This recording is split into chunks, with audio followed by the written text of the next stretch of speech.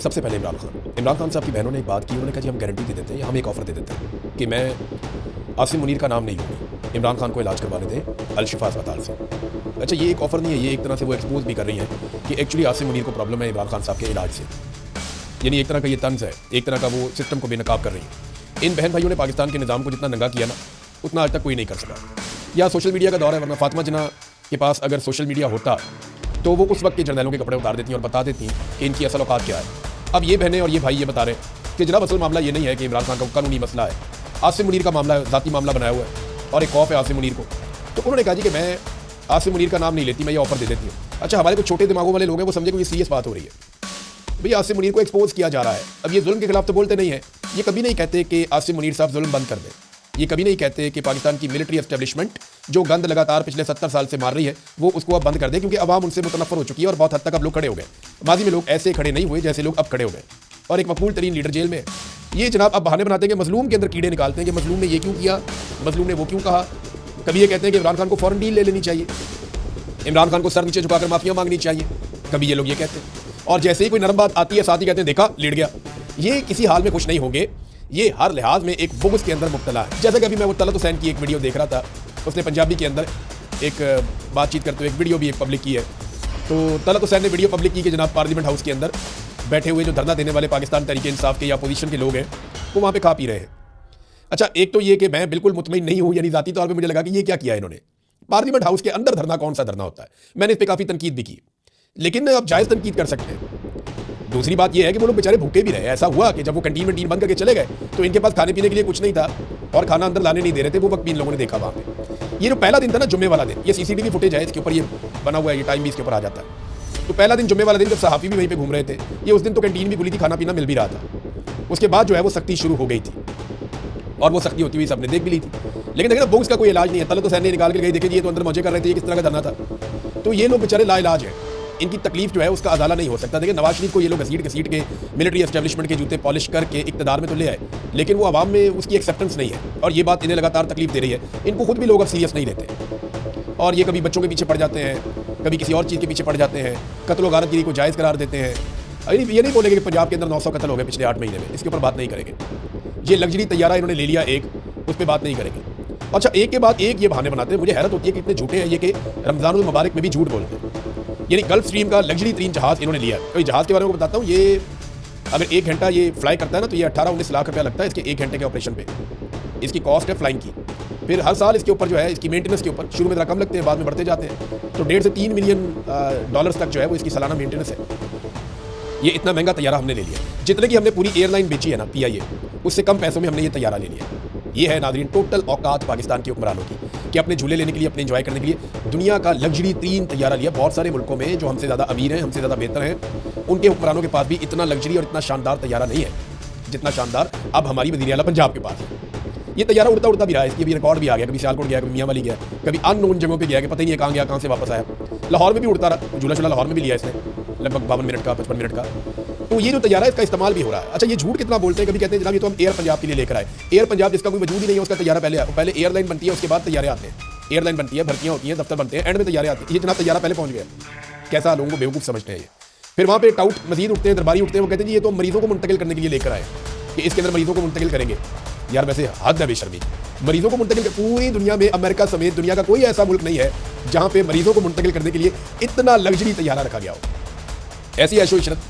तो ये सब छूट है। हो सकता है कोई एक आधी वीडियो ये बना के जारी भी कर दे, 1-2 वीडियो मरीज़ लेटा हुआ हो, क्योंकि वहाँ पे सोफ़ा का बेड भी लगा हुआ है, बड़ा कमाल किस्म का, लेटने की जगह भी है इस तैयारे में।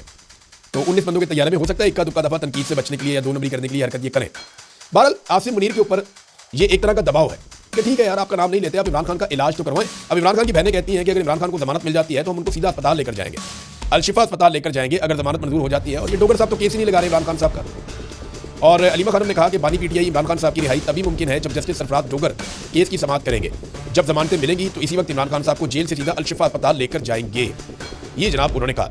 अब नाज़रीन आए आप एक और बात की तरफ के, पाकिस्तान के नुक्ता नज़र से ना आज एक बड़ा अहम दिन है और मुझे इसकी अहमियत का अंदाज़ा उसी वक्त हो गया जब ताहिर अशरफी को लॉन्च किया गया।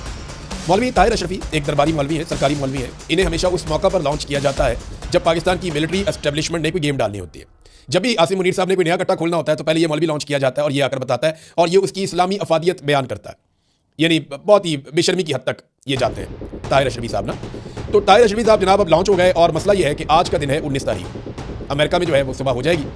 और ये जो दिन अमेरिका के पाकिस्तान में जब दिन गुजरता है तो फिर अमेरिका में दिन शुरू होता है। आप ये वीलॉग रात को सुन रहे हैं तो अब अमेरिका में कार्रवाई हो रही है, तो मैं आपको सुबह वाले वीलॉग में तफसीलात बताऊंगा।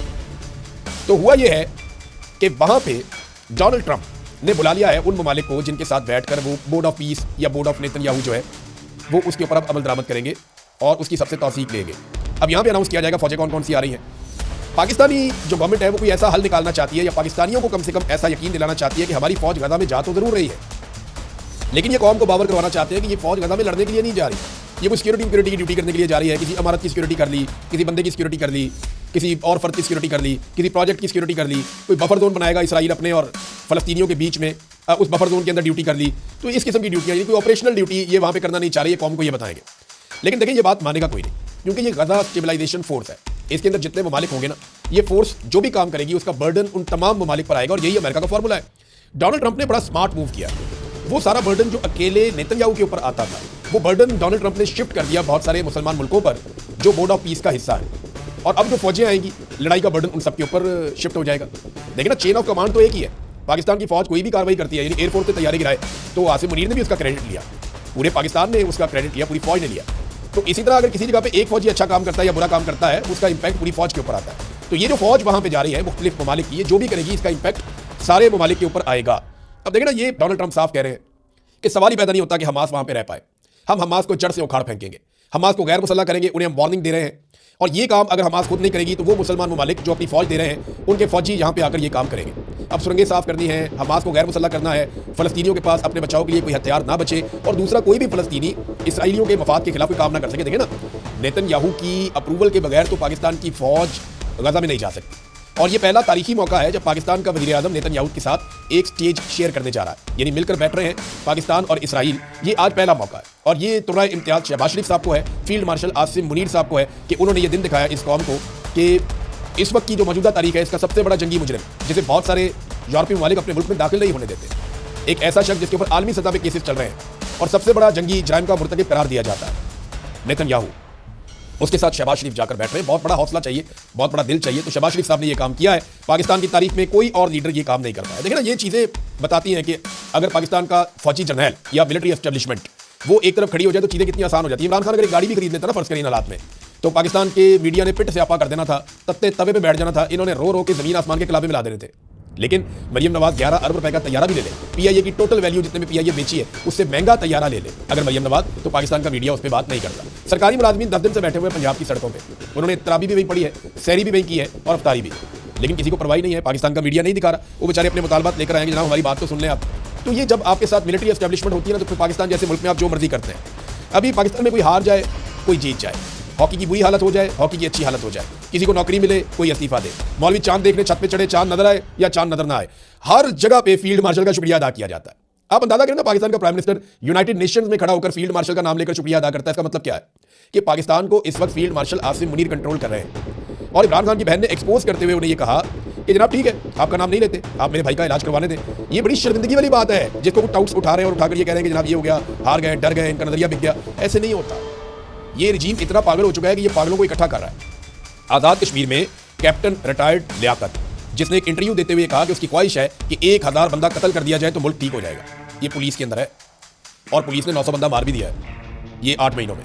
इस शख्स ने इंटरव्यू देते हुए कहा कि मेरी ये राय है और मेरी ये ख्वाहिश है कि 1000 बंदा कत्ल कर दिया जाए स्ट्रेट अवे। ऐसे ज़हनी मरीज जो है उसको इदारे से निकालने की बजाय उसको IG लगा दिया आज़ाद कश्मीर में। आप अंदाजा करें। अब आज़ाद कश्मीर के लोग अपनी खैर मनाएं, क्योंकि इंसानों को कत्ल करने का ख्वाहिशमंद वो आज़ाद कश्मीर में आकर IG लग गया और उसने अपना बयान वापस लेकर माफ़ी भी नहीं मांगी।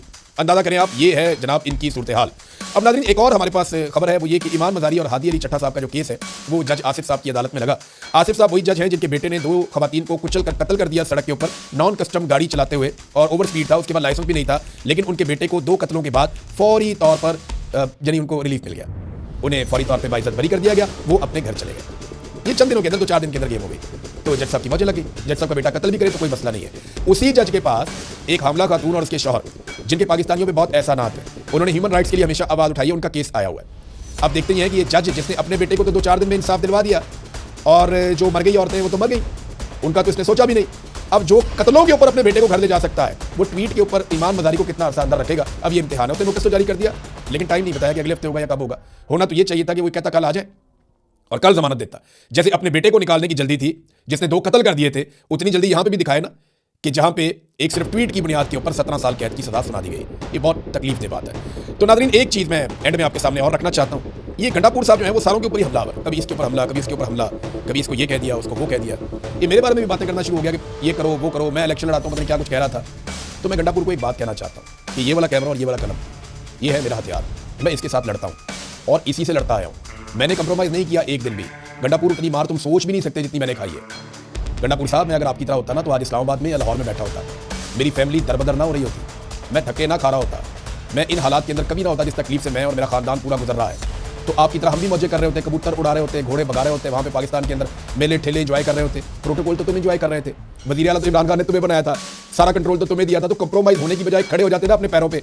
मैंने तो नहीं कहा कभी भी पाकिस्तानियों को मेरे साथ चलो, मैं पहली गोली खाऊंगा और मैं तुम्हें लेकर निकलूंगा और जाके हम इनकलाब लेकर आएंगे। मेरा तो काम कलम का और कैमरे का है, वो काम मैं कर रहा हूँ, इस पर मैं कंप्रोमाइज़ नहीं करूंगा और मैं नहीं कर रहा। मैंने कहा था मैं खड़ा रहूंगा, मैं खड़ा हूँ। तुम्हारा काम था और तुमने कहा था कि पहली गोली मैं खाऊंगा और तुम निकले। तुम एक दफा डी चौक गए, वहां से भाग गए। तुम दूसरी दफा डी चौक गए और वहां पे लाशें छोड़कर भाग गए।